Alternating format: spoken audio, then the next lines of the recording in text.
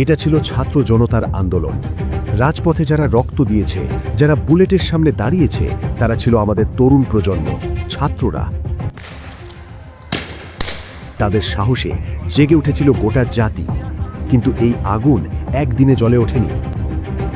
খালেদা জিয়া অসুস্থ, তাকে বিদেশে পাঠাও, আল্লাদের আর শেষ নাই। দীর্ঘ প্রায় 17 বছর ধরে একটি ফ্যাসিস্ট সরকারের বিরুদ্ধে অবিরাম লড়াই চালিয়ে গেছে বাংলাদেশ জাতীয়তাবাদী দল বিএনপি। গণতন্ত্রের জন্য, ভোটের অধিকারের জন্য, বাক স্বাধীনতার জন্য। হাজার হাজার নেতাকর্মী মিথ্যা মামলায় জেল খেটেছে, নির্যাতিত হয়েছে, প্রাণ দিয়েছে। তারা রাজপথ ছেড়ে যায়নি, জনমত গড়ে তুলেছে। সেই ধারাবাহিক সংগ্রামই তৈরি করেছে এই ঐতিহাসিক প্রেক্ষাপট।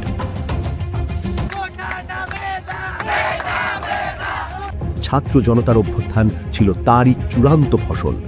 এই আন্দোলন শুধু ছাত্রদের ছিল না, এতে ছিল অবসরপ্রাপ্ত সেনা কর্মকর্তারা, যারা দেশের জন্য নতুন করে দাঁড়িয়েছিলেন। ছিল শ্রমিক, মজুর, কলকারখানার মেহনতি মানুষ, ছিল বিভিন্ন পেশার সাধারণ নাগরিক, শিক্ষক শিক্ষিকা, শিল্পী সাহিত্যিক সমাজ। সব শ্রেণী পেশার মানুষ এক হয়ে রাজপথে নেমেছিল। এই ব্যাপক জনসমর্থন ও ঐক্যের কারণেই ফ্যাসিস্ট সরকারের পতন সম্ভব হয়েছে। একা ছাত্র আন্দোলন নয়, এটা ছিল গোটা জাতির অভ্যুত্থান। আজ কেউ কেউ নিজেদেরকে জুলাই আন্দোলনের একমাত্র স্টেক হোল্ডার বলে দাবি করছে। এনসিপি, জামায়াত, তারা বলছে এই বিপ্লব তাদের। কিন্তু প্রশ্ন হলো, এই বিশাল জন অভ্যুত্থান কি কোনো একক দল বা গোষ্ঠীর একার দাবিদার হতে পারে? যারা শুধু শেষ মুহূর্তে এসে কৃতিত্ব নিতে চায়, তারা কি সত্যিই এই আন্দোলনের মালিকানা দাবি করতে পারে? এটা ছিল ছাত্র জনতার। এর পেছনে ছিল বিএনপির দীর্ঘদিনের ত্যাগ, সংগ্রাম ও জনমত গঠনের অতুলনীয় অবদান। যারা ইতিহাসকে বিকৃত করে নিজেদের স্বার্থে ব্যবহার করতে চায়, তারা জুলাইয়ের চেতনাকে অপমান করছে।